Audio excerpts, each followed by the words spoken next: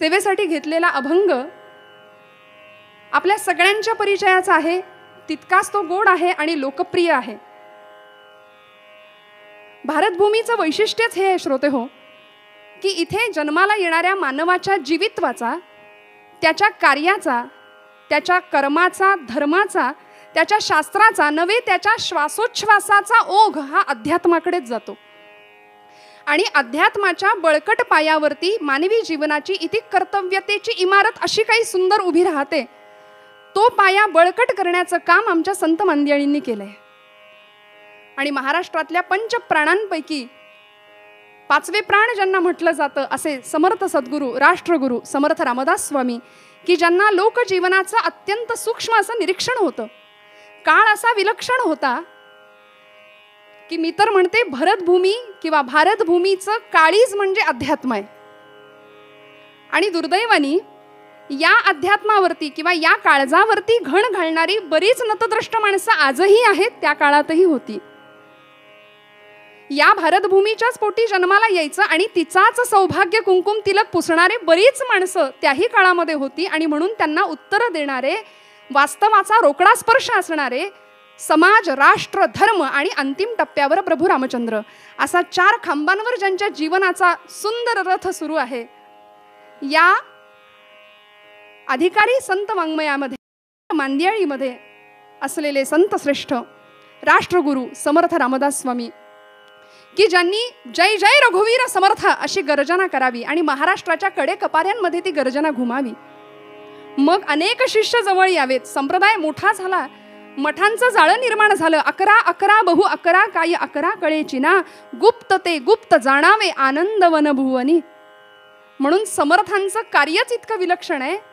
आदरणीय बाबासाहेब पुरंदरे म्हटले ना की समर्थांचं छत्रपतींनी महाराष्ट्राला गनिमी कावा शिकवला, तर समर्थांनी महाराष्ट्राला गनिमी काव्य दिलं. काव्याचा दर्जा असा विलक्षण होता समर्थांच्या. या सगळ्या शिष्य संप्रदायामध्ये उद्धव आले, दिवाकर आले, कल्याण आले, एक एक एक एक असे हिऱ्यासारखे शिष्य समर्थांनी जवळ केले. आपला संप्रदाय वाढवला, क्षात्र तेजाचं स्फुल्लिंग महाराष्ट्रभर नव्हे भारतभर चालवलं, चेतवलं. आणि या शिष्य मांदियाळीमध्ये समर्थांना अशी एक तपस्विनी शिष्या म्हणून लाभली की जिला समर्थांनी कीर्तन करण्याची परवानगी दिली. 16व्या शतकामध्ये मध्ययुगीन काळामध्ये वैधव्य प्राप्त झालेल्या एखाद्या तपस्विनीनी, एखाद्या स्त्रीनी कीर्तन करावं ही सगळ्यात मोठी क्रांती समर्थांनी त्या काळामध्ये केली. त्यांचं नाव आहे समर्थ भक्त वेणास्वामी मिरजकर. मिरजला समर्थांनी जो मठ स्थापन केला त्या मठाच्या अधिपती म्हणून स्थान त्यांना मिळालं, समर्थांनी ते दिलं. अशा अधिकारी असलेल्या वेणास्वामींचा आज अभंग सेवेसाठी घेतलेला आहे. अभंग खूप गोड आहे, लोकप्रिय आहे, अनेक लोक तो अभंग गातात सुद्धा. बंध विमोचन राम माझा, बंध विमोचन राम. वीणाबाई किती गोड सांगतात बघा. माझा राम कसा आहे, जाणीवपूर्वक एक शब्द वापरला की ज्या शब्दामध्ये आत्मीयता आहे, कळकळ आहे, जिव्हाळा आहे, तो राम माझा आहे. बंध विमोचन राम माझा, बंध विमोचन राम. माझा राम कसा आहे, तर तो बंधाचं विमोचन करणार आहे, अनेक प्रकारच्या बंधनातून मुक्त करणारा असा माझा राम आहे.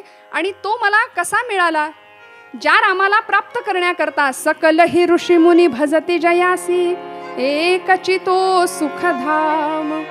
बंध विमोचन राम माझा, बंध विमोचन राम. अनेक ऋषी महंत तपस्वी साधू या सगळ्यांनी तपश्चर्येच्या जोरावर त्याला प्राप्त करून घेतला नव्हे, त्याच्यासाठी अखंड तळमळले, धडपडले, प्रयत्न केले. तो भगवंत कसा आहे, एकची तो सुखधाम असा तो राम बंध विमोचन करणार आहे आणि तो माझा आहे. सद्गुरु कृपया ओळखिला जो कौसल्येचा राम. काय गोड सांगितलं बघा वेणाबाईंनी. या 3ऱ्या चरणामध्ये 5 चरणांचा मोठा अभंग आहे. या 3ऱ्या चरणामध्ये वेणाबाईंनी प्रामुख्याने 2 व्यक्तींना किंवा 2 शक्तींना वंदन केलंय, शरण भावानी वंदन केलंय. की जो राम कळायला कठीण आहे, मिळायला कठीण आहे.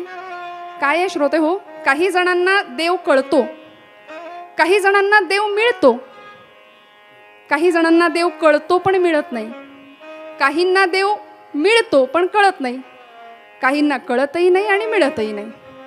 सद्गुरुनाथ महाराज की. मग वेणाबाई म्हणतात, हा राम मला कळाला, या रामाला मी ओळखलं. कशाच्या भरवशावर, कशाच्या बळावर? सद्गुरु कृपया ओळखिला जो. माझ्या सद्गुरूंच्या कृपेमुळे मी त्याला ओळखू शकले, अन्यथा त्याला ओळखणं कठीण आहे. कौसल्येचा राम. सद्गुरु रामदास स्वामींना तर वंदन केलंच, आणि ज्या कौसल्या मातेनी हा राम जगाला दिला त्या कौसल्या मातेला सुद्धा या चरणामध्ये वंदन केलं वेणा स्वामींनी. बंध विमोचन राम माझा, बंध विमोचन राम, शरण भाव भक्तीच्या सुलभ साधनी. बरं, या रामाला मिळवण्याकरता फार मोठी यातायात करायची गरज नाही. बस राम.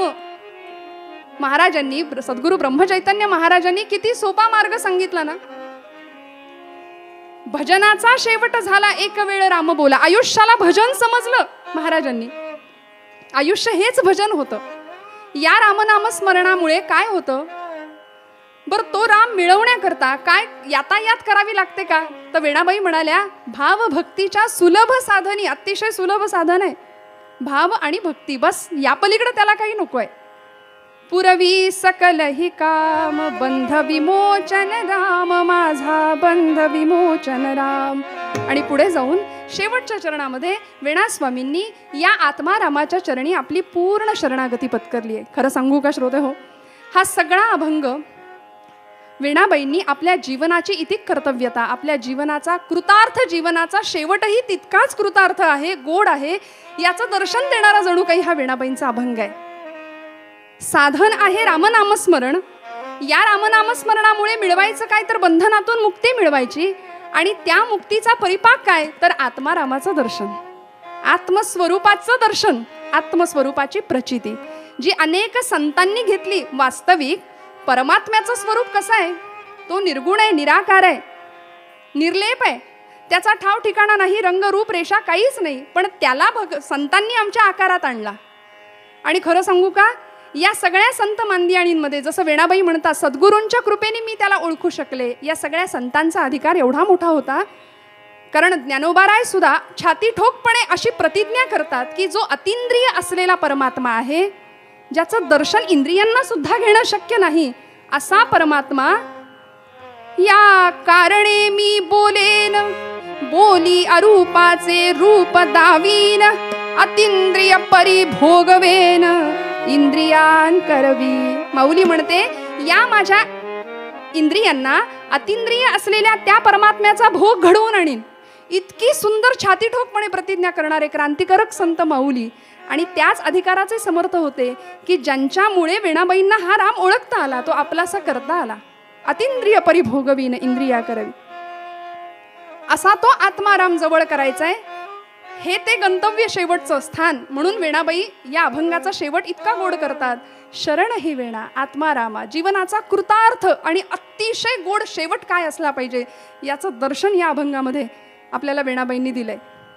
मग आता बंध विमोचन राम. राम हा बंधाचं विमोचन करणार आहे, बंधातून आमची मुक्तता करणार आहे. कुठले बंध, हे बंध कुठले, त्याचं विमोचन कशासाठी करायचं? तर जगद्गुरु आद्य शंकराचार्य म्हणाले, देह स्त्री पुत्र मित्रानुचर हयवृषास्तोष हेतुर्ममेत्थम सर्वे स्वायुर्नयन्ति प्रथितमलममि मांसमी मांसयेह ये ते जीवन्ति येन व्यवहरन्ति पटवः येन सौभाग्यभाज्यः तं प्राणाधीशमन्तर्गतं मृतममुं नैव मीमांसयन्ति. सद्गुरुनाथ महाराज की. देहासंबंधीचा सगळा परिवार या देहाला लागलेलं बंधन आहे. या देहासंबंधीच्या सगळ्या परिवारामध्ये मी इतका गुंतलो, इतका अडकलो की आचार्य म्हणतात, तम प्राणाधीशमंतर्गतम अमृतम अमुम. मी त्या भगवंतालाच विसरलो, ज्याच्या सत्तेमुळे हा देह सगळे व्यवहार करतोय. त्या प्राणाधीशाला, त्या अंतरात्म्याला मात्र आम्ही सरळ विसरून गेलो. आणि आमची अशी अवस्था झाली आहे की आत्मस्वरूपाचं अनुसंधान विसरल्यामुळे आम्ही या आधिभौतिकाचं बंधन स्वतःला इतकं लावून घेतलं की त्यामध्ये इतके अडकून गेलो. जसं एखादा पिता असतो, एखादे वडील असतात आणि आपल्या लहान मुलासमोर ते गेले की ते त्यांचं वडील पण विसरून जातात. ते वडील पण विसरून त्या मुलाशी इतके तन्मय होतात. ते प्रेमबंधन इतकं घट्ट असतं, ते बांधले जातात. मग अशा प्रसंगात तो मुलगा जवळ आला, नवे त्या मुलाने एखादी वाजवली गाला तरी त्याला त्याच्यात सुख वाटतं का? तसं संत म्हणतात, तू तुझं आत्मस्वरूप विसरला आहेस आणि या सगळ्या भौतिक साधनांचं बंधन स्वतःला लावून घेतलं. मग ते बंधन मायेचं आहे, वासनेचं आहे, आशेचं आहे, मोहाचं आहे, कर्माचं बंधन आहे. या जीवाला देहाचं बंधन आहे आणि देहाला कर्माचं बंधन आहे, देहाला मायेचं बंधन आहे. आणि म्हणून मी देह असंच आपण म्हणत बसलो ना, देहोहम इथपर्यंतच आम्ही अडकलो. या देहाच्या पलीकडे सुद्धा माझा देह असं म्हणणारा मी कोणीतरी वेगळा आहे याचा विचार आम्ही करत नाही. तम प्राणाधीशमंतर्गत. मग हे बंधन काय करतं? आशेचं बंधन काय करतं? सुभाषितकार म्हणाले, आशा नाम मनुष्याणाम काचिदाश्चर्य शृंखला यया बद्धा प्रधावंती मुक्तस्तिष्ठन्ति पंगुवत. आशेची साखळी अशी आहे, आश्चर्यकारक आहे म्हणाले, ती पायामध्ये पडली ना की उलट होतो, माणूस जास्त वेगाने धावतो, जास्त वेगाने पळायला सुरुवात करतो. आशा नाम मनुष्याणाम काचिदाश्चर्य शृंखला. माऊलींनी सुद्धा हा विषय स्पष्ट केला, सुभाषितकारांनी हा विषय स्पष्ट केला. या जगामध्ये बंधन ही अशी वस्तू आहे, अशी गोष्ट आहे की त्यामध्ये जीव जर एकदा अडकला ना तर त्यातून बाहेर पडता येत नाही. जसं बंधनानि खलु संति बहुशः प्रेम रज्जु दृढ बंधन माहु.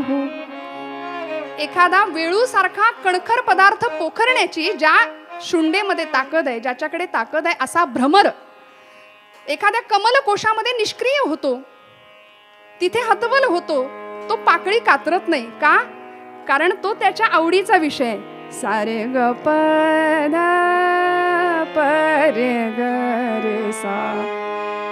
सूर्योदय सूर्यास्ताच्या नियमानुसार, सृष्टीच्या चक्रानुसार सकाळी सूर्य उगवला की ते कमळ फुलतं, सूर्यास्ताला बरोबर ती कमलिनी मिटते आणि हा भुंगा दिवसभर त्याच्यामध्ये पराग सेवन करतोय. करता करता करता संध्याकाळ व्हायची वेळ आली, आता कमलिनी मिटणार. मिटता कमला दल, मिटता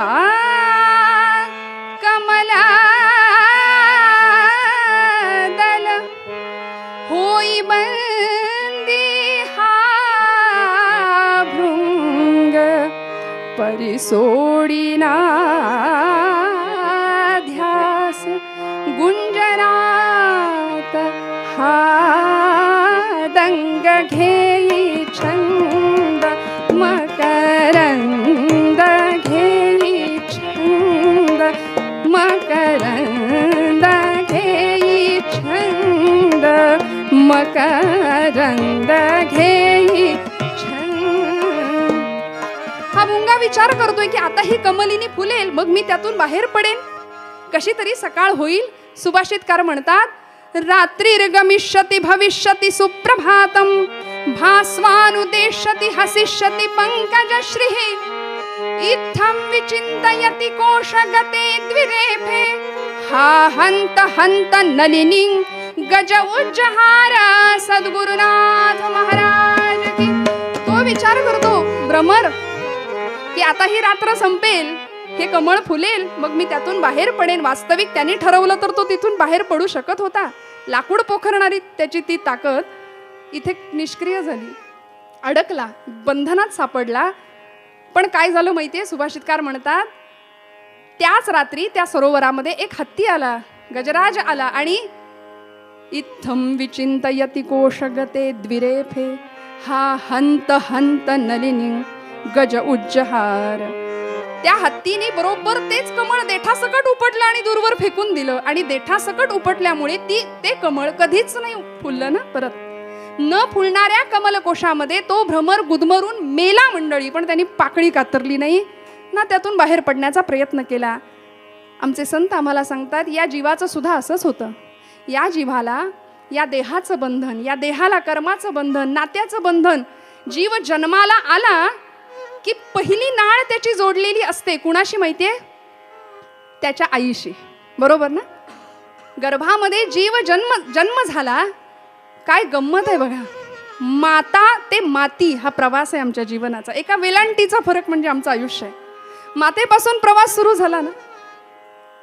आज ज्यांच्या श्रद्धांजलीसाठी हे कीर्तन त्यांना अर्पण आहे ना. माझ्या नानांचीच ही सगळी पदं आज मी आपल्यासमोर ठेवतीये. त्यांचं फार सुंदर रचना आहे. काय गोड आहे बघा. माणूस कसा बंधनामध्ये अडकतो.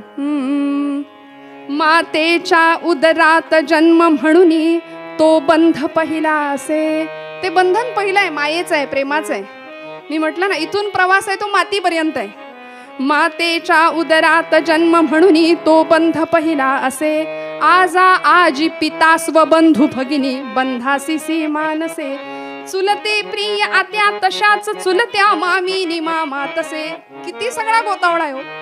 स्नेही आप्त मुले प्रिया निजगृही गृहलक्ष्मी रूपे वसे. सगळं काही आयुष्याची धडपड, खर्च, वेळ सगळं या संसारासाठीच आहे. आणि हे संसाराचं इतकं विलक्षण बंधन, आणि त्या बंधनामध्ये आम्ही अडकलो ना.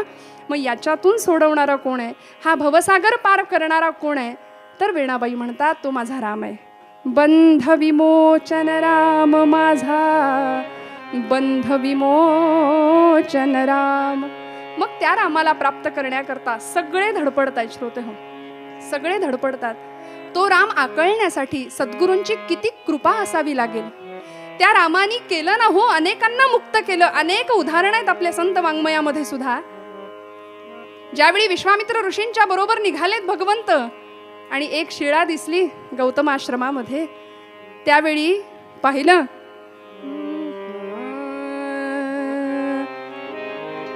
पुलकित झाले शरीर ओणवे. पुलकित झाले शरीर ओणवे. तुझ्या पदांचा स्पर्श जाणवे. चरण धुळीचे कुंकुम माझ्या. चरण धुळीचे कुंकुम माझ्या. चरण धुळीचे कुंकुम माझ्या. भाळासी लागले आज मी शाप मुक्त झाले. आज मी शाप मुक्त झाले. रामा चरण तुझे लागले. आज मी शाप मुक्त झाले. आज मी.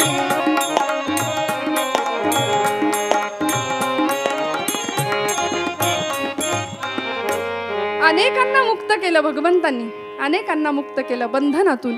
आणि म्हणून हा राम प्राप्त करण्याकरता, त्याला ओळखण्याकरता सद्गुरु कृपा असावी. जीवनाचा शेवट जर गोड व्हावा, त्या आत्मारामाशी अनुसंधान जुळावं असं जर वाटत असेल तर रामस्मरण व्हावं. मग शेवट गोड झाल्याशिवाय राहणार नाही. हा असा नित्य तृप्त जीवनाचा कृतार्थ शेवट वीणाबाईंनी स्वतः अनुभवला.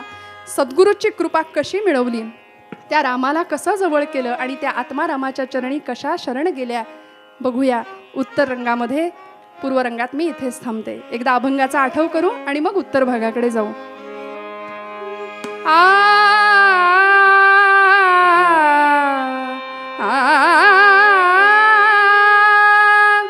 बंध विमोचन राम माझा. बंध विमोचन राम माझा. बंध विमोचन राम माझा. बंध विमोचन राम माझा.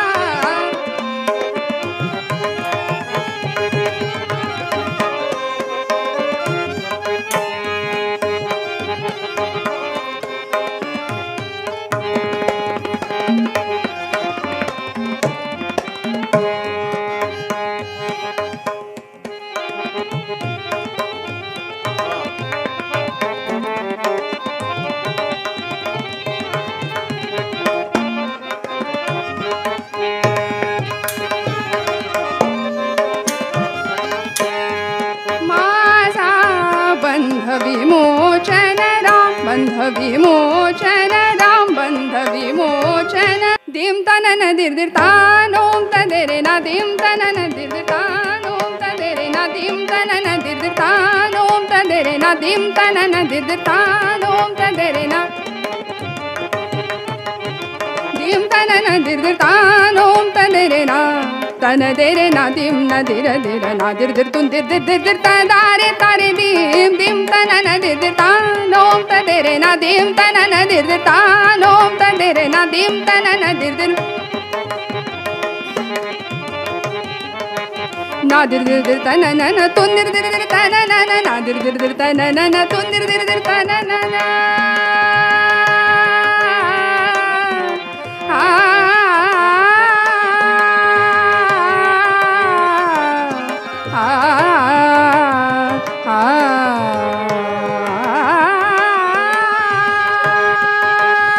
दिर दिर दिर तन न न तुन दिर दिर दिर तन न ना दिर दिर दिर तन न न तुन दिर दिर दिर तन न न तदीम दीम तन न तदीम दीम तन न तदीम दीम तन तदीम दीम तन न तदीम दीम तन न तदीम दीम तन धा किट तक धूम किट तिट कत गदि गन धा धा तिट कत गदि गन धा धा तिट कत गदि गन धा दीम तन न दिर दिर दीम तन न दिर दिर तानो दीम तन न दिर दिर तानो दे रे ना दीम तन न दिर दिर दीम तन न दिर दिर दीम तन न दिर दिर तानो. नमस्कार. आज आपण ज्यांना श्रद्धांजली अर्पण करणार आहोत त्या दोन व्यक्तिमत्वांपैकी पहिलं व्यक्तिमत्व आहे हरिभक्तीपरायण नारायणबुवा काणे. हरिभक्तीपरायण नारायण श्रीपाद काणे यांच्या घराण्यात अनेक वर्ष कीर्तन परंपरा होती. नारायणबुवांच्या वडिलांकडूनच त्यांनी कीर्तनाचं प्रशिक्षण प्राप्त केलं आणि त्याच्यानंतर अव्याहतपणे संपूर्ण आयुष्यभर कीर्तनाच्या द्वारे सत्संगाचा एक मळा फुलवला. नारायणबुवांनी स्वतः गंडाबंद शागिर्द म्हणून पंडित विनायकबुवा पटवर्धन यांच्याकडे गाण्याचं प्रशिक्षण घेतलेलं होतं आणि त्यामुळे त्यांचं कीर्तन हे सादरीकरणाच्या दृष्टीने सर्वांग सुंदर असं होतं. उत्तम साहित्य आणि त्याचबरोबर उत्तम प्रकारचं संगीत त्यांच्या कीर्तनामध्ये आपल्याला अनुभवायला मिळत असे. नारायणबुवांचं वैशिष्ट्य असं की अक्कलकोटचे गजानन महाराज त्यांचे ते अंतरंग शिष्य होते आणि आपल्या गुरुपदापर्यंत म्हणजे अक्कलकोटपर्यंत नरसोबाच्या वाडीपासून ते अक्कलकोट अशी जवळजवळ 50 वर्ष पदयात्रा त्यांनी केली. नारायणबुवांचं आणखी एक वैशिष्ट्य म्हणजे अग्निहोत्राचा प्रसार, सर्वत्र अग्निहोत्राचा प्रसार हा त्यांच्या माध्यमातून आपल्याला मोठ्या प्रमाणावर झालेला दिसतो. आणि एवढंच नाही तर ते उत्तम कवी होते. काही कविता संग्रही त्यांचे प्रसिद्ध आहेत. अनेक कीर्तनांची काव्यसुद्धा त्यांची प्रसिद्ध आहेत आणि अनेक विद्यार्थी त्यांनी स्वतः तयार केलेल्या सर्व कीर्तनाच्या काव्यांचा उपयोग करून कीर्तन सादर करतात. असे आमचे नारायणबुवा काणे यांना आज आपण श्रद्धांजली अर्पण करणार आहोत. त्याच्याबरोबर दुसरं जे व्यक्तिमत्व आहे त्यांचं नाव आहे कैलासवासी मालतीताई रामचंद्र लिंबकर. उत्तम गृहिणी होत्या. अत्यंत अगत्यशील, प्रेमळ आणि परोपकारी वृत्तीच्या. एक मुलगी आणि 2 मुलं. त्यांचा उत्तम सांभाळ केला. तशी परिस्थिती फार श्रीमंतीची होती अशी नाही, परंतु त्या परिस्थितीत सुद्धा सर्वांचं सुखदुःख वाटून अतिशय मनापासून आपला संपूर्ण संसार त्यांनी केला. अत्यंत समाधानानं केला. अन्नपूर्णेचं वरदान त्यांना प्राप्त असल्या कारणानं बहुतेक लोकांना जीव घालायचं याच्यामध्ये त्यांना खूप आनंद होता. आपल्या घरातले कुळधर्म असतील, कुळाचार असतील, हे सगळे उत्तम तऱ्हेने सांभाळत असताना पुढच्या पिढीला सुद्धा उत्तम संस्कार देणं हे एक अत्यंत मोलाचं कार्य त्यांनी केलं. वेळोवेळी नातेवाईकांना सुद्धा जे सल्ले दिले जायचे त्यांच्याकडून ते अत्यंत द्रष्टेपणाचे ठरत होते.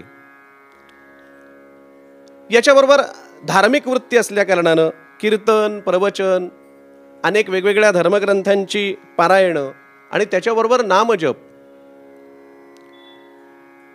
हे सुद्धा सतत त्यांचं चालू असायचं. आणि जे सहकारी लाभले त्यांच्यामुळे हे आणखीन वाढतच गेलं. एकूणच अतिशय उदार अंतःकरणाच्या, हसतमुख असलेल्या, उत्साही आणि संवेदनशील अशा लिमकर आजी यांना आपण आज श्रद्धांजली अर्पण करतोय. मी लिमकर आजींच्या कुटुंबियांना आणि काणेबुवांच्या श्रद्धांजली करता हरिभक्तिपरायण वासुदेवबुवा बुरसे आणि नारायणबुवांच्या कन्या त्यांना मी या ठिकाणी पाचारण करतोय. त्रयोदशाक्षरी नाम मी सांगतोय, माझ्या मागून आपण सर्वांनी ते म्हणायचंय. श्रीराम जय राम जय जय राम.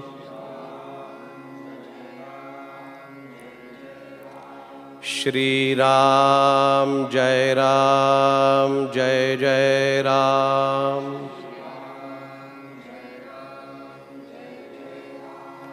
श्रीराम जय राम जय जय राम.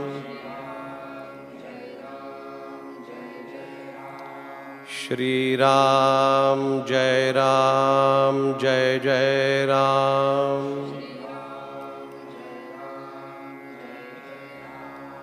श्रीराम जय राम जय जय राम. श्रीराम जय राम जय जय राम. श्रीराम जय राम जय जय राम. श्रीराम जय राम जय जय राम. श्रीराम जय राम जय जय राम. श्रीराम जय राम जय जय राम. श्रीराम जय राम जय जय राम. श्रीराम जय राम जय जय राम. श्रीराम जय राम जय जय राम.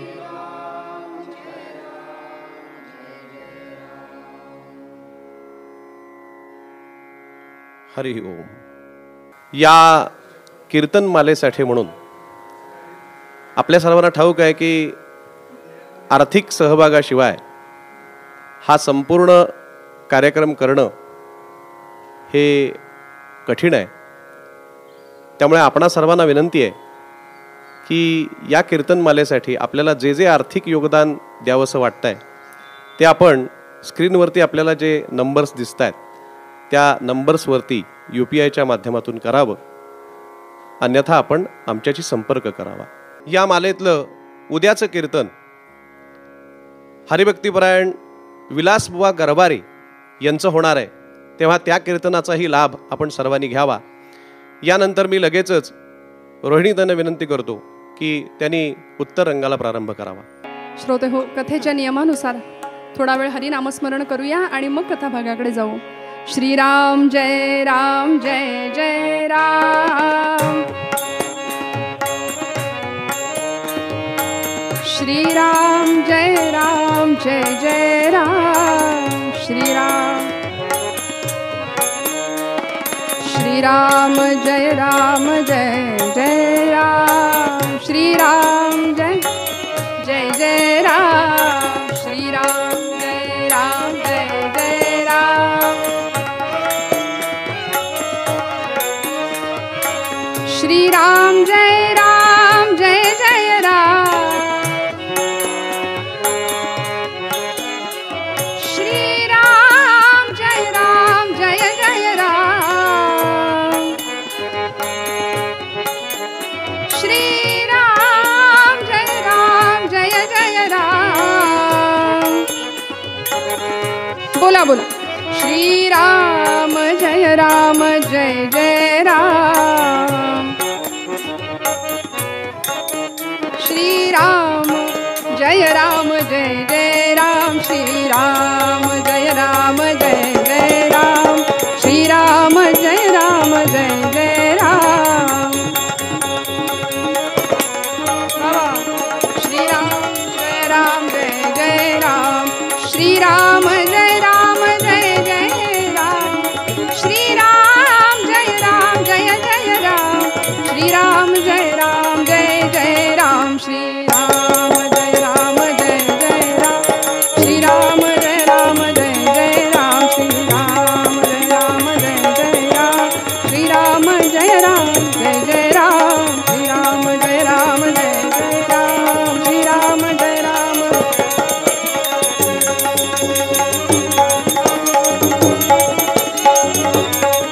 पुंडलिका वरदे हरी विठ्ठल श्री ज्ञानदेव तुकाराम राजाधिराज प्रभु रामचंद्र महाराज की जय जय जय रघुवीर समर्थ मंगलमूर्ती मोरया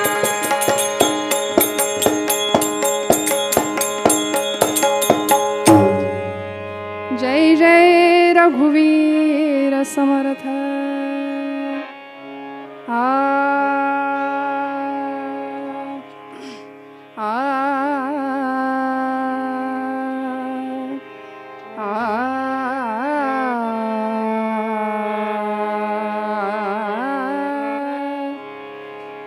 सकाळची वेळ सूर्यनारायणाची सोनेरी किरणं वाड्याच्या अंगणामध्ये पसरलेली आहेत. प्रसन्न अंतःकरणाने सूर्यनारायणाला नमस्कार करावा. तेजो निधी लोह गोल तेजो निधी लोह गोल तेजो निधी लोह गोल तेजो निधी लोह गोल भास्कर हे गगनराज भास्कर हे गगनराज दिव्य तुझा तेजाने दिव्य तुझा तेजाने झगमगले भुवन आज झगमगले भुवन आज हे दिनमणि व्योमराज भास्कर हे गगनराज तेजो निधि लोह गोल तेजो निधि लोह गोल तेजो निधि लोह गोल. वाड्याच्या अंगणामध्ये भलं मोठं तुळशी वृंदावन आणि या तुळशी वृंदावनाच्या जवळ एकनाथी भागवत नावाचा ग्रंथ समोर ठेवलाय. ग्रंथाचं पारायण सुरू आहे, वाचन सुरू आहे. एक साध्वी तपस्विनी त्या ग्रंथाचं वाचन करते आणि त्याच वेळी वाड्यामध्ये वाड्याच्या दरवाजातून खणखणीत पण शुचिमधुर असा ध्वनी कल्लोळ कानावर आला. अहिल्या शिळा राघवे मुक्त केली पदी लागता दिव्य होमोनी गेली जया वर्णिता सीणली वेदवाणी नुपेक्षी कदा रामदासाभिमानी समर्थ. हा आवाज ऐकला, ती तपस्विनी उठून उभी राहिली, त्या मूर्तीचं दर्शन घेत राहिली.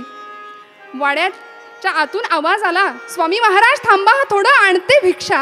म्हणून सासूबाई आतमध्ये गेल्या आणि इकडे ही तपस्विनी त्या महात्म्याकडे बघत राहिली. अत्यंत अलौकिक असं तेजपुंज ते रूप. तैशी मूर्ती दृष्टी पडो, तैशी मूर्ती. काय होतं रूप? या रूपाचं वर्णन केलं कवींनी.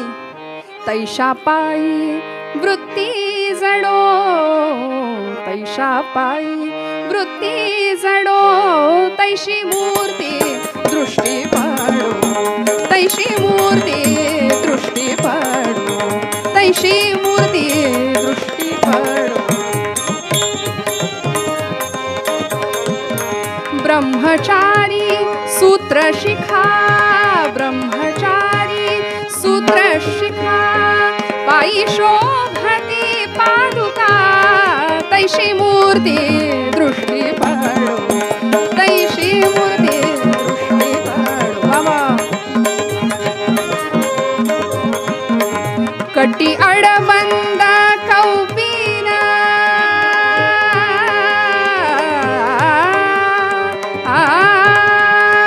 काय रूप होतो?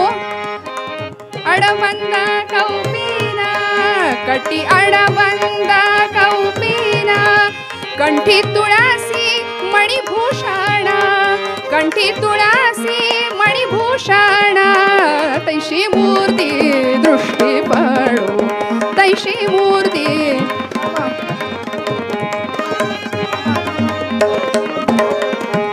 दिव्यमुख दिव्य नेत्र, दिव्यमुख दिव्य नेत्र, भाळी आवाळू सुंदर, भाळी आवाळू सुंदर, तैशी मूर्ती दृष्टी पडो, तैशी मूर्ती दृष्टी पडो. शापाई वृत्ती जडो, शापाई वृत्ती जडो, तैशी मूर्ती दृष्टी पडो, तैशी मूर्ती दृष्टी पडो, तैशी मूर्ती दृष्टी पडो.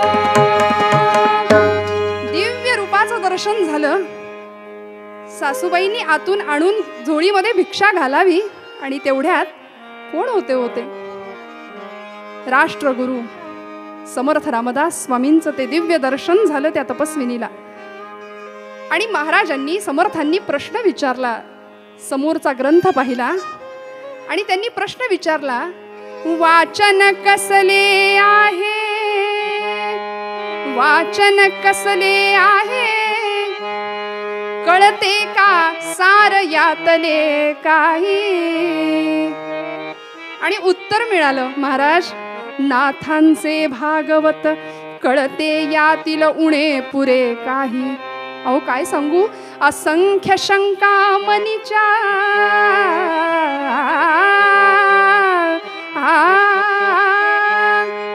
असंख्य शंका मनीच्या, कोणा सांगेन कोण निरसील. कुणाला सांगू? मनामध्ये भरपूर शंका आहेत, प्रश्न आहेत, पण कुणाला सांगेन, कुणाला सांगू, कुणाला विचारू. समर्थ हसले आणि तिच्याकडे बघून म्हणाले, शंका सांग मनीच्या, होशी निशंक भाग्यवरशील रामा. एवढा आनंद झाला की माझ्या सगळ्या प्रश्नांची उत्तर हे देणार हा विश्वास पटला. अंतर्मनाची साक्ष घेतली की आता याच पायावर आपलं जीवन व्हायचं. वास्तविक जे समर्थ कुठेही थांबत नसत, कुठेही फार काळ जात नसत, जातील तिथे थांबत नसत, सांगेल तिकडे जात नसत, त्यांच्या अंतरस्थितीचा अनुमान करणं वस्तुतः इतकं कठीण. आणि त्या समर्थांनी ओझरत दर्शन या तपस्विनीला दिलं होतं. ते दिव्य रूप डोळ्यामध्ये साठवून घेतलं आणि खडाखड प्रश्न सुरुवात केले विचारायला. एक नाही, दोन नाही, 25 प्रश्न या प्रसंगामध्ये या तपस्विनीने समर्थांना विचारले. काय प्रश्न होता महाराज? मला सांगा, कवण जन्मला कोण मृत्यू झाला? जन्माला कोण येतो, मृत्यू कोणाचा होतो, कवण जन्मला कोण मृत्यू झाला, कवण जन्मला कोण मृत्यू झाला, बद्धमुक्त झाला तो कवण, बद्धमुक्त झाला तो कवण. जाणता कोणाची हे सत्ता, कवण जाणता कोणाची हे सत्ता, मोक्ष हा तत्वता कोण सांगा, सांगा ब्रह्म खूण, सांगा ब्रह्म खूण सगुण निर्गुण, सांगा ब्रह्म खूण सगुण निर्गुण. 25 प्रश्न ऐसे केले, कवण जन्मला कोण मृत्यू झाला, बद्धमुक्त झाला तो कवण. महाराज, जन्माला कोण येतो, मृत्यू कोणाचा होतो, बद्धमुक्त ही अवस्था काय आहे, सगुण निर्गुण यातला भेद काय, मोक्ष म्हणजे काय, ब्रह्मखूण म्हणजे काय. 1 नाही 2 नाही 25 प्रश्न एका पाठोपाठ केले आणि समर्थांनी तिची योग्यता ओळखली, हसले आणि म्हणाले, कोण आहेस बाळा तू, तुझं नाव तरी काय. कुणा सामान्य मुलीचे हे प्रश्न नाहीत असं म्हणून या तपस्विनीने उत्तर दिलं, माझं नाव वेणा.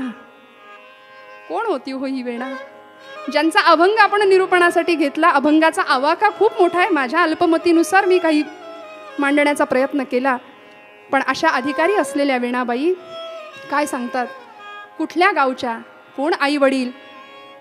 पंत गोपजी माय राधिका, पंत गोपजी माय राधिका, पंत गोपजी माय राधिका, देशपांडे उपना, देशपांडे उपनाम. शेती मोठी गोधन मोठे, शेती मोठी गोधन मोठे, ज्योतिष विद्याधाम रामा. साधूजी रामा, राजा राम कहोजी. गोपजी पंत देशपांडे आणि पत्नी राधिकाबाई या दिव्य दाम्पत्याच्या पोटी जन्माला आलेली ही अत्यंत सद्गुणी अशी मुलगी. गोपजी पंत देशपांडे, उत्तम घर, सदाचरणी व्यक्तिमत्व, पतिव्रता असलेली ती त्यांची पत्नी राधिकाबाई. धर्माचरण कसं करावं याचं उत्तम उदाहरण म्हणजे हे दाम्पत्य. या दारातून अतिथी कधीच विन्मुख गेलेला नाहीये. अतिशय सदाचरणी असलेले गोपजी पंत, ज्योतिषशास्त्राचा अत्यंत सखोल असा अभ्यास आहे. शेतीवाडी मोठी आहे, गोधन घरामध्ये आहे, पण या सगळ्या वातावरणामध्ये एक प्रतिकूलता होती, ती म्हणजे पोटी आलेलं संतान जगत नव्हतं. राधिकाबाईंच्या वरचा वांझपणाचा आक्षेप फक्त दूर झाला होता, एवढंच काय ते. पण रामरायाची उपासना होती, प्रभूंची पूर्ण कृपा झाली आणि 1627 साल इसवी सन 1627 जन्म झाला एका मुलीचा. राधिकाबाईंच्या पोटी कन्यारत्न जन्माला आलं आणि गोकुळीचं सुख बघायला मिळालं. वाड्याच्या अंगणामध्ये एवढी गर्दी जमली या बाळाला बघण्यासाठी. राधिकाबाई तासनतास आपल्या बाळाकडे टक लावून बघत बसायच्या. तिचं नाव वेणा ठेवलं. वेणू म्हणजे बासरी, आणि बासरी सारख्या गोड आवाजामध्ये ही जेव्हा भजनं गायची ना, तेव्हा समोरच्याचं देहभान हरपून जायचं. रामकथेमध्ये नाचावं, रंगून जावं भजनामध्ये. आणि बघता बघता ही मुलगी 10 वर्षाची झाली. त्या काळच्या रिवाजानुसार लग्नाचं वय झालं, विवाह निश्चित झाला. मिरजेचंच देशपांडे घराण्यातलं स्थळ होतं. त्यांचा एकुलता एक मुलगा दत्तात्रय, याच्याशी विवाह झाला. थाटात लग्न सोहळा पार पडला. 10 वर्षाचं वय, लग्न काय, पती म्हणजे काय, काहीच कळत नव्हतं. अशा वयात विवाह झाला आणि लग्न झाल्यानंतर काही दिवसांसाठी रिवाजानुसार सणावारासाठी ही मुलगी माहेरी आली आपल्या आईकडे. काही दिवस नित्यक्रम सुरू होता आणि अचानक मिरजेहून तातडीचा निरोप आला. काय बरं होता, सगळ्यांच्या मनामध्ये काहूर दाटलं की निरोप काय होता. या 10 वर्षाच्या मुलीला श्रोते हो वैधव्याला सामोरं जावं लागलं होतं. तिचा मुलगा दत्तात्रय उत्तम पोहणारा विहिरीमध्ये सूर मारला आणि गाळात रुतून मेला. या 10 वर्षाच्या कन्यकेवर वैधव्याचा प्रसंग ओढवला आणि या परिस्थितीमध्ये तिला जन्म काय, मृत्यू काय, लग्न काय, नवरा काय हे काही कळत नव्हतं. आणि त्या प्रसंगानंतर ही कन्या, ही मुलगी अंतर्मुख व्हायला लागली. तपस्वी जीवनाला प्रारंभ झाला आणि व्रतस्थ झाली. 10व्या वर्षी वैधव्य आलं वाट्याला. परंतु सासू सासरे आणि आई वडील या दोघांसाठी सुद्धा वेणा हा एकमेव आधार होती श्रोते हो. त्यामुळे घरातली सगळी कामं स्वतः करायची. सासरी मिरजेला जरी असली ना तरी सगळी कामं, सकाळी पहाटे उठून सडा संमार्जन, केरवारं करावं, धुणं भांडी करावी, शेणगोठा करावा, गायींच्या धारा काढाव्या, देवपूजा करावी, सासू सासऱ्यांची सेवा करावी, सगळं सगळं करावं या मुलीनी. हळूहळू लहानाची मोठी होतीये नव्हे. आता 20 वर्षाचं वय झालं आणि 20 वर्षाची ही मुलगी वैधव्य सामोरं आलंय. अनेकांच्या करड्या नजरांना सामोरी जात होती. पण त्या परिस्थितीमध्ये आपलं अनुसंधान, आपलं अनुष्ठान, आपली सेवा कधीच या सेवेमध्ये खंड नाही पडू दिला. आणि श्रोते हो, आज सकाळची वेळ या तुळशी वृंदावनाजवळ बसलेली ही वेणा, एकनाथी भागवत समोर आहे आणि अचानक समर्थ समोर दिसले. समर्थांनी प्रश्न विचारला की तुला यातलं काही कळतंय का? उत्तर मिळालं, मला नाही कळत यातलं. बऱ्याच प्रश्न आहेत, बरेच शंका आहेत, मला सांग, मी उत्तर देतो. आणि म्हणून प्रश्न विचारला होता, महाराज कोण जन्माला आलं, मृत्यू कुणाचा झाला? समर्थ म्हणाले, मी तुला उत्तर देतो. आणि समर्थांनी उत्तर द्यायला सुरुवात केली. प्रश्न होता, कवण जन्मला, कोण मृत्यू झाला, बद्धमुक्त झाला तो कवण? उत्तर मिळालं, अगं जीव हा जन्मला, जीव मृत्यू झाला, बद्धमुक्त झाला तोची जीव. कवण जाणता कोणाची हे सत्ता? सांगा महाराज. उत्तर मिळालं, ईश्वर जाणता ईश्वराची सत्ता, ईश्वर जाणता ईश्वराची सत्ता, मोक्ष हा तत्वता ईश्वराची.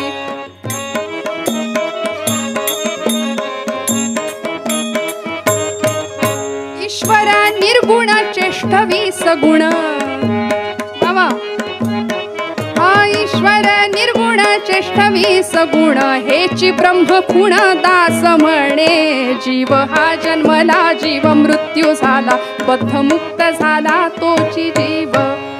सगळ्या प्रश्नांची समाधानकारक उत्तर मिळाली. आणि तातडीने वेणाने प्रश्न केला, महाराज दास म्हणे म्हणजे कोण हो? महाराज दास म्हणे म्हणजे कोण? समर्थ हसले आणि म्हणाले, दास म्हणजे चाफळच्या रामाचा दास. एवढं म्हटले आणि गरकन मागं फिरले. कधी गेले कळालं नाही. जय जय रघुवीर समर्थ. ते ध्यान दृष्टी पडून नाहीसं झालं, पण अंतर्मनावर कोरलं गेलं. अजिबात दृष्टी समोरून ते ध्यान जायला तयार नाही. आणि अशा वेळी मध्ये बराच काळ लोटला. समर्थांनी दर्शन तर दिलं, पण आता काही कारणांनी माहेरी आलेली वेणा आपल्या आई वडिलांकडे, गोपजी पंत आणि राधिकाबाईंकडे बरेच दिवस गेले. समर्थांचं दर्शन होतं. यांच्याच पायावरती आपलं जीवन व्हायचं हे निश्चित झालं होतं. आणि सासरी माहेरी आल्यानंतर काही दिवसांनी महालक्ष्मीच्या दर्शनाला गेली. महालक्ष्मीच्या प्रांगणामध्ये दर्शन घेतलं आणि अचानक दवंडी कानावर पडली. ऐका हो ऐका, कोल्हापूरवर का, कोल्हापूरचा महालक्ष्मीचं प्रांगण आज सांच्याला समर्थ रामदास स्वामींचं कीर्तन प्रांगणात होणार आहे. व ही दिंडी ऐकली मात्र वेणाला एवढा आनंद झाला श्रोते हो, एवढा आनंद झाला. तातडीने घरी आली आणि आईबाबांना सांगू लागली, आई बाबा मला ज्यांचं दर्शन झालं ना मिरजेला, त्या समर्थांचं आज कीर्तन आहे बरं. आई तू चल का माझ्या बरोबर? आई म्हणली, मला काय का कळतंय त्यातलं, वेणा तू जा बरं. शेवटी आई वडिलांना घेऊन हट्टाने वेणा कीर्तनाला आली. श्रोते हो, महालक्ष्मीच्या प्रांगणामध्ये ही गर्दी लोटली होती समर्थांच्या कीर्तनाला. समर्थ कीर्तनामध्ये रंगून गेले होते आणि मागे भव्य बलदंड शिष्य समोर मागे उभे होते. एकाने मृदंग घेतला होता, दुसऱ्याने झांज हातात घेतली होती. जणू काही त्रयमूर्तीचं दर्शन लोकांना होत होतं. समर्थांनी कीर्तनाला सुरुवात केली. रामा हो जय राम, रामा रामा हो जय राम, रामा रामा हो जय राम.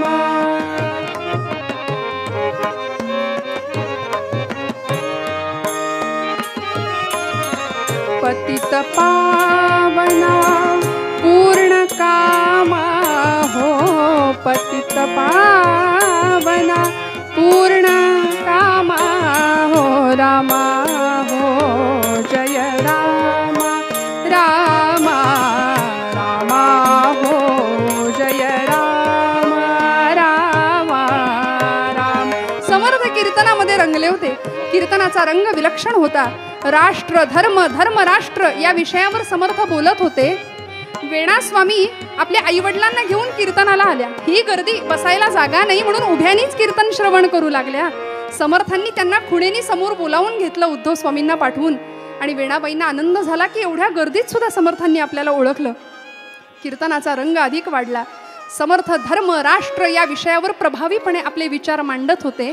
कीर्तन संपलं, दर्शन झालं आणि इथून पुढे 7 दिवस अखंड कीर्तनाचा सप्ताह समर्थांचा महालक्ष्मीच्या प्रांगणामध्ये होता. वेणा रोज कीर्तनाला जायची. समर्थांच्या रोज कीर्तनामृत प्राशन करायची, आनंदाने घरी यायची. आणि आज आता 7वा दिवस उजाडला बरं सेवेचा. सप्ताह पूर्ण होणार. आता समर्थांची भेट होणार की नाही, कधी होणार अशी हुरहुर मनाला लागलेली आहे. त्याच वेळी घरी बोलावलं. अंतरीची इच्छा होती की समर्थांचा अनुग्रह आपल्याला प्राप्त व्हावा. समर्थांनी ती इच्छा पूर्ण केली. समर्थ वेणाच्या घरी गेले. गोपजी पंत आणि राधिकाबाईंनी भव्य स्वागत केलं समर्थांचं. आणि समर्थांनी या प्रसंगामध्ये वेणाबाईंना अनुग्रह दिला. नव्हे, तिच्या आईवडिलांना सुद्धा अनुग्रह झाला. आणि समर्थांनी आपल्या झोळीतला दासबोध नावाच्या ग्रंथाची मूळ प्रत वेणाच्या हातामध्ये दिली. तुमच्याकडे एकनाथी भागवताचं वाचन चालू असतं, पण समर्थ संप्रदायाचा एक ग्रंथ तुझ्याकडे असला पाहिजे. हा ग्रंथ घे. अजून 4-5 दिवस आमचा मुक्काम कोल्हापुरामध्ये असला पाहिजे अशी रामरायाची इच्छा दिसते. वेणाला खूप आनंद झाला. तो ग्रंथ घेतला. फक्त या 4 दिवसामध्ये या ग्रंथाचा हस्तलिखित तयार करून मूळ ग्रंथ आम्हास परत करावा. वेणाने तो ग्रंथ घेतला. 4च दिवसामध्ये सुवाच्य अक्षरामध्ये ग्रंथ लिहून काढला आणि मूळ ग्रंथ समर्थांना परत केला. पुढच्या 4-5 दिवसांमध्ये सुद्धा वेणा रोज कीर्तनाला जायची श्रोते हो. पण अनुग्रहानंतर इतका सुंदर बदल झाला होता. शिशिराच्या प्रखर सूर्यानी भाजून निघालेली जमीन वसंताच्या अमृत वर्षावानं जशी न्हावून निघते तसं वेणाबाईंचं तप्त अंतःकरण कृतार्थ झालं होतं, परमपावन झालं होतं. पण श्रोते हो, अशी काही मंडळी असतात समाजामध्ये जी आजही आहेत, पूर्वीही होती. देवाची, देशाची, धर्माची ज्यांना फार चिंता लागलीये असे काही लोक आपला बहुमोल वेळ खर्च करून गावागावातल्या पारावर कट्ट्यावर बसणारी असतात का नाही, त्यांनी मात्र वेणाला त्रास द्यायला सुरुवात करावी. वेणा कीर्तनाला निघाली की कुणीतरी म्हणावं, अरे गोंदिया, अरे कीर्तन होणार नाही आज. वेणाला कळत होतं हे सगळं आपल्याला उद्देशून आहे. वेणा निघाली की मागून जय जयकार करावा, जय जय रघुवीर समर्थ. वेणाला हे सगळं कळत होतं श्रोते हो. घरामध्ये काव्य उत्स्फूर्तपणे जन्माला यायला लागलं. गुरुकृपा अशी झाली की काव्याचा उगम व्हायला लागला. वेणाबाईंनी सुंदर काव्य करावं, आपली ग्रंथसंपदा तयार व्हायला लागली. गुरु निशब्दाची बीजे अहमा प्राप्त आत्मकाजे, आम्ही अबोल अबोल अबोले बोलू बोल. हे काव्य वाचावं. गोपजी पंतांच्या हातामध्ये ते वेणाचं काव्य पडलं की पंतांनी आपल्या पत्नीला सांगावं, अगं ऐकलंस का, वेणाने किती सुंदर काव्य केलंय बघ. राधिकाबाई अक्षरशः गहीवरून म्हणायच्या, चुलीत घाला ते काव्य. अहो, हिच्यामुळे समर्थांना कमीपणा येतो. सारखं आपलं समर्थ समर्थ समर्थ, हिच्यामुळे समर्थांना कमीपणा येतो. मी तर म्हणते एकदा चाफळच्या मठात नेऊन सोडा तिला. एवढं ऐकावं आणि गोपजी पंतांच्या काळजाला चर्रकन वेदना व्हावी. वेणाचं दुःख इतकं विलक्षण होतं श्रोते हो, जननिंदेला थांबवू शकत नव्हतो. अर्थात समर्थांनाही हे सगळं सहन करावं लागलं. अनेक संतांना सहन करावं लागलं. आईनं सांगावं, पदराचा बोळा तोंडात कोंबून एकदा तिला पाठवाच त्या चाफळच्या मठामध्ये, नाहीतर ते काव्य चुलीत घाला. अहो, हिच्यामुळे समर्थांना कमीपणा येतो. लोकांना कुठपर्यंत आपण उत्तर देत बसणार. आणि एवढं म्हणता क्षणी वेणा आतल्या खोलीतून बाहेर आली. मुखामध्ये शब्द होते, मना श्रेष्ठ धारिष्ठ जीवी धरावे, मना बोले नीच शोषित जावे, स्वये सर्वदा नम्र वाचे वदावे, मना सर्व लोकांसी रे निववावे.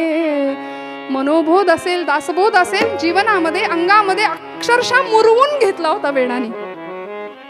कीर्तनाला निघाली ना की टवाळखोरांचं कड सोबत असायचं. शेवटचा दिवस होता कीर्तनाचा. समर्थांच्या पुनर्भेटीची शक्यता नव्हती, म्हणून आज दर्शन घ्यायचं आणि आपल्या मनातल्या अनेक शंका समर्थांना विचारायच्या असा निश्चय करून वेणा घरातनं बाहेर पडली.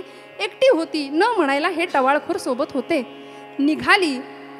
देशपांड्यांची पोर ही वेणा. मागून चर्चा सुरू झाली. बघा बघा बघा, भवानी निघाली कीर्तनाला.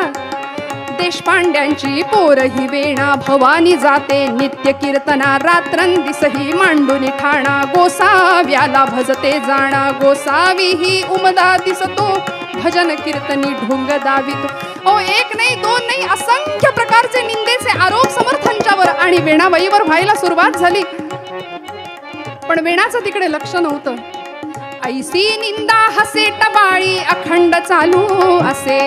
ऐसी निंदा हसे टवाळी अखंड चालू असे. वेणा कीर्तनामध्ये जाऊन पोहोचली. अंतःकरण तप्त होतं. ही निंदा सहन होण्याच्या पलीकडची होती. समर्थांचं कीर्तन सुरू झालं आणि समर्थांनी आज कीर्तनासाठी तुकोबारायांचा अभंग घेतला होता. कोणी निंदा कोणी वंदा, आम्हा स्वहिताचा धंदा. आजचं सगळं कीर्तन वेणीसाठी होतं. समर्थ सांगत होते, श्रोते हो, सुवर्णत्व सिद्ध केव्हा होतं?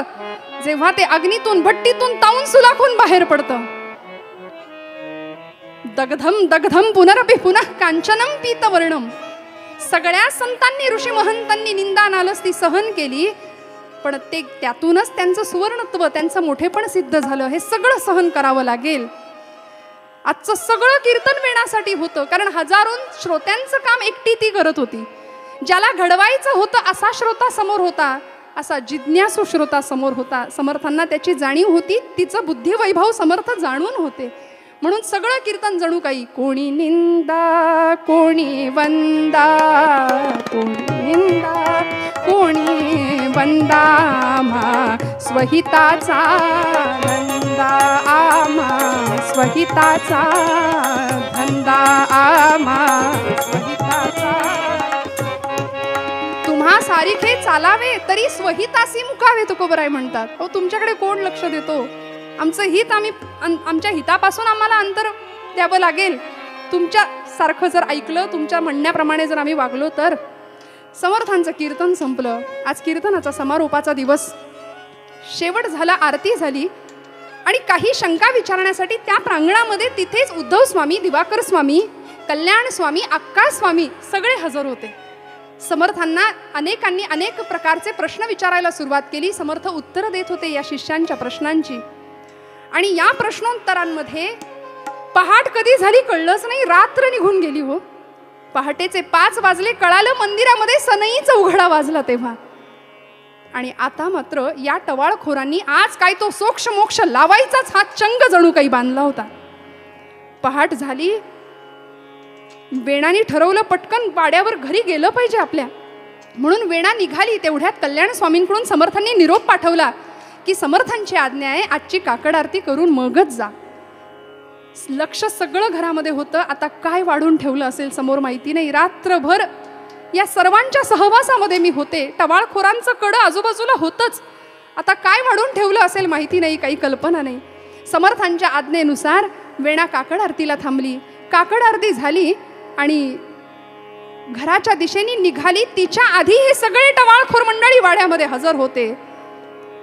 गोपजी पंतांना आणि राधिकाबाईंना प्रश्न विचारून भांडावून सोडलं होतं या लोकांनी. वाड्याच्या अंगणामध्ये पाऊल टाकलं मात्र आणि कुठलीतरी एका बाईनी सांगावं, आली बघा भवानी, रात्रभर कीर्तनामध्ये जागून आली, समर्थांच्या कीर्तनाला गेली होती म्हणे. वेणाला बोलण्यातला सूर कळत होता, लोकांच्या नजरा कळत होत्या, पण करारीपणे उत्तर दिलं, मी एकटी नव्हते, माझ्या बरोबर अक्का स्वामी होत्या, उद्धव स्वामी होते, दिवाकर स्वामी होते, कल्याण स्वामी होते, आम्ही सगळे समर्थांच्या समोर होतो.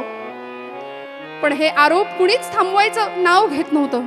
आणि अशा वेळी वेणाने उत्तर द्यावं, माझी गुरुभक्ती, माझी रामरायाची भक्ती ही मीरेसारखी आढळ आहे, मीरेसारखी माझी भक्ती आहे. कुणीतरी सांगावं, बघा बघा बघा, अरे मीरेचं नाव घेतीये, मीरेनं विषाचा प्याला प्यायला होता, तुला जमेल, तुला जमेल का ग?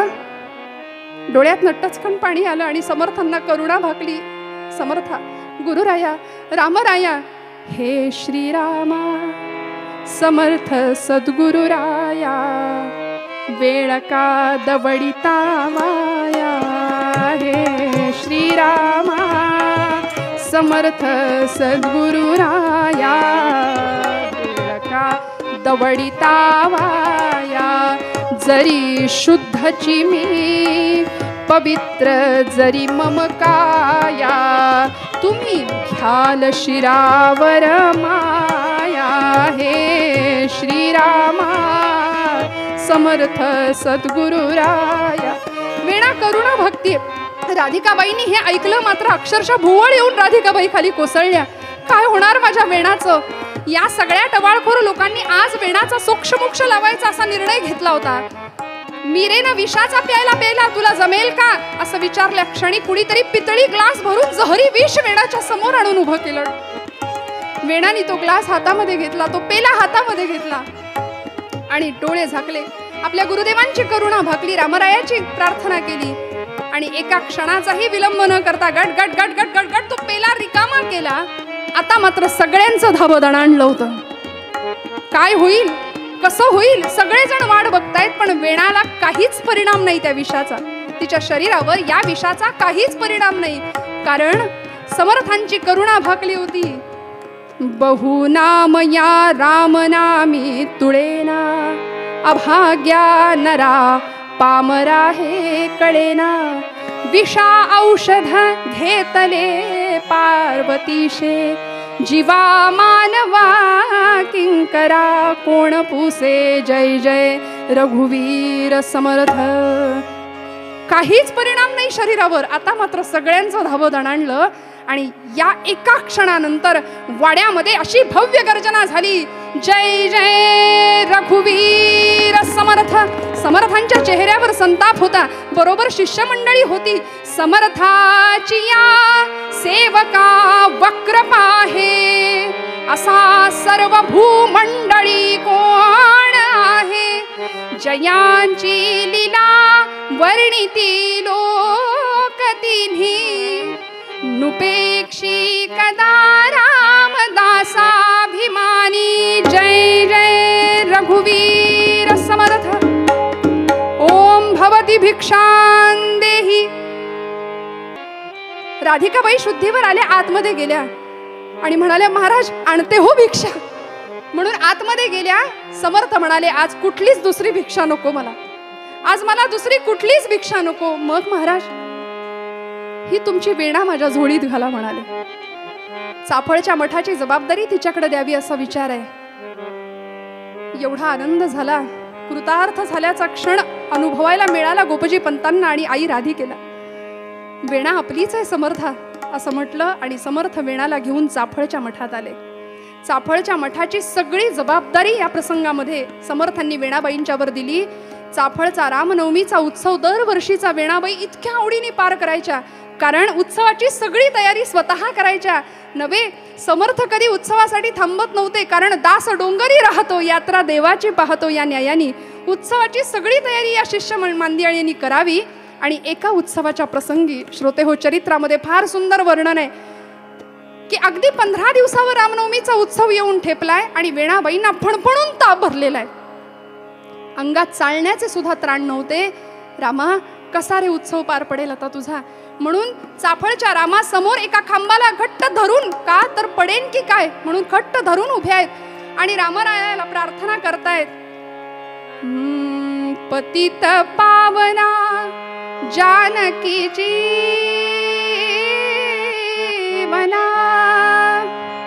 पतित पावना जानकी जीवना. अरविंद नयना, अरविंद नयना राम राया. अरविंद नयना राम राया. पतित पावना जानकी जीवना, अरविंद नयना राम राया. अरविंद नयना राम राया.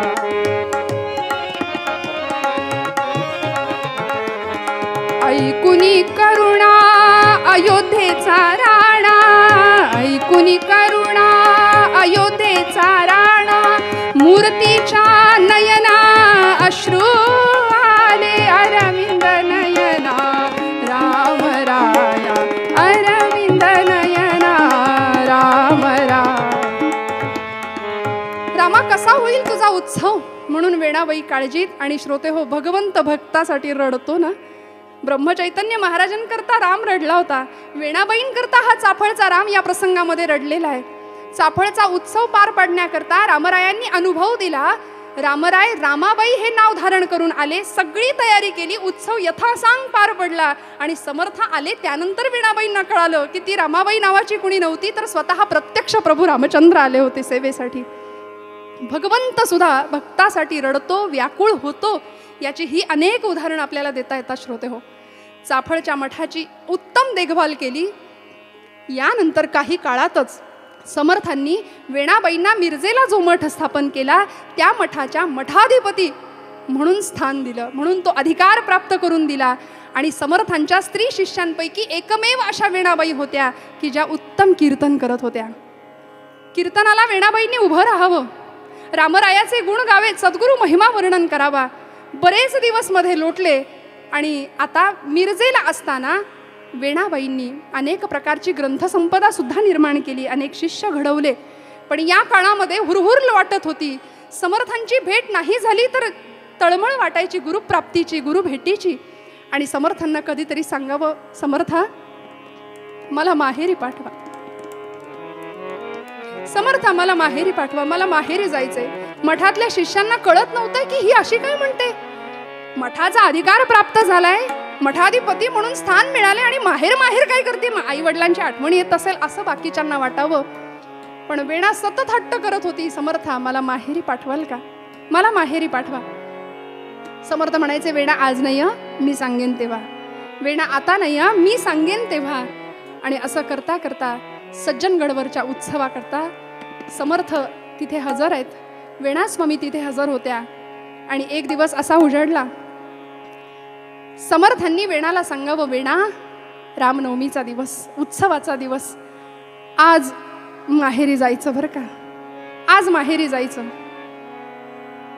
सगळ्या शिष्यांना असं वाटत होतं वेणाला मिरजेला जायला आज परवानगी मिळणार आहे, कोल्हापूरला जायला आज परवानगी मिळणार आहे माहेरी. पण समर्थांच्या बोलण्यातलं मर्म वेणाला कळालं. वेणा कुठल्या माहेराची अपेक्षा करत होती हे समर्थांना माहीत होतं. आज माहेरी जायचं. गडावरती त्या दिवशी वेणाला समर्थांनी कीर्तनाची आज्ञा केली आणि वेणाबाई कीर्तनाला उभ्या राहिल्या. हातामध्ये झांज घ्यावी, स्वच्छ पांढरं शुभ्र लुगडं परिधान केलेलं, डोक्यावर पदर आहे. कीर्तनाला सुरुवात झाली आणि त्या दिवशी वेणाबाईंनी हाच अभंग निरूपणासाठी घेतला.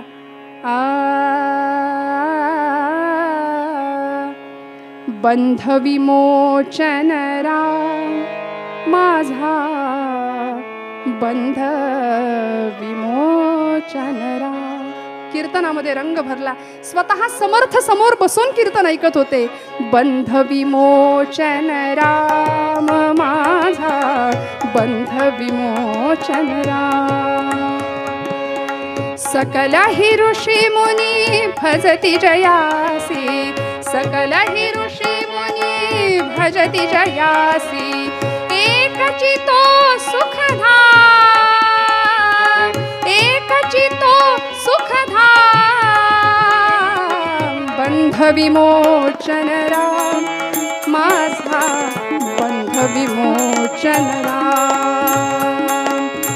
बंध विमोचन राम माझा, बंध विमोचन.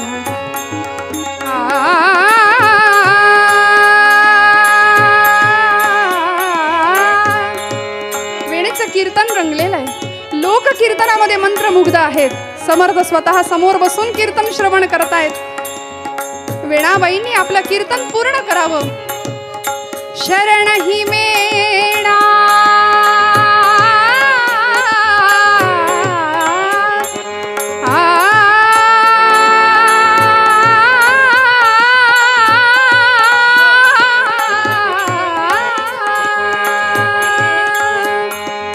शरण ही वेणा, आत्मा रामा शरण ही वेणा, आत्मा रामा पावली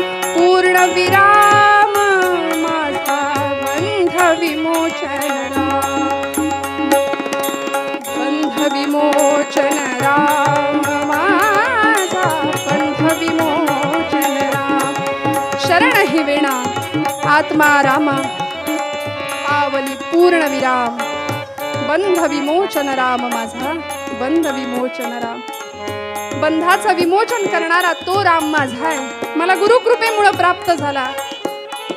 आता या आत्मा रामाच्या ठिकाणी या आत्मस्वरूपाच्या ठिकाणी शरणागती पत्करायचा निश्चय झाला। शरण ही वेणा आत्मा रामा आणि पावली पूर्ण विराम जीवनाची इति कर्तव्यता तृप्त आनंदी समाधानी जीवनाचा अत्यंत तृप्त आणि कृतार्थ असा गोड शेवट वेणाबाईंनी अनुभवला सद्गुरूंच्या कृपेने पूर्ण कृपा प्राप्त झाली। आणि या कीर्तनानंतरच भैरवी झाल्याबरोबर वेणाबाईंनी आपला सगळा देह समर्थांच्या चरणावर लोटला श्रोते हो आणि त्या चरणावरतीच आपला शेवटचा श्वास घेतला। शरण ही वेणा आत्मा रामा पावली पूर्ण विराम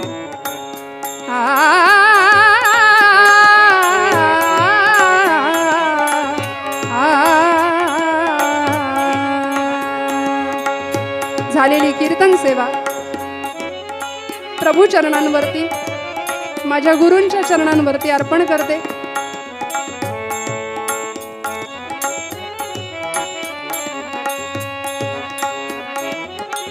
सर्व श्रोतृवृंदांच्या चरणी अर्पण करते। तीनही साथीदारांचे आभार व्यक्त करते।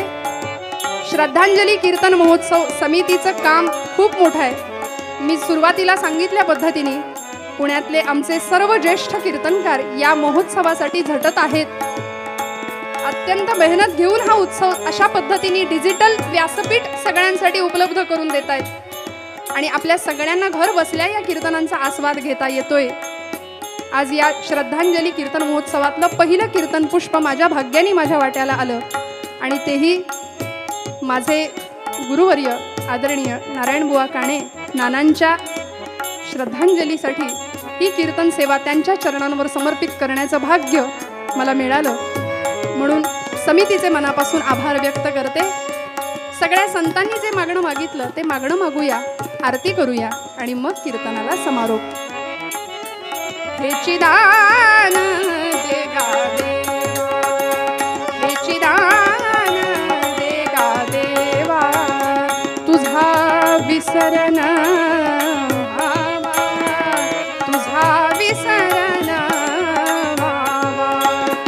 गुण गाई रावणी हेची माझी सर्व सोणी नलगे मुक्ती धन संपदा संत संग देगा सदा हे चिदान देगा देवा तुझा विसरण व्हावा तुझा विसरण व्हावा लवथवती विक्राळा ब्रह्मांडी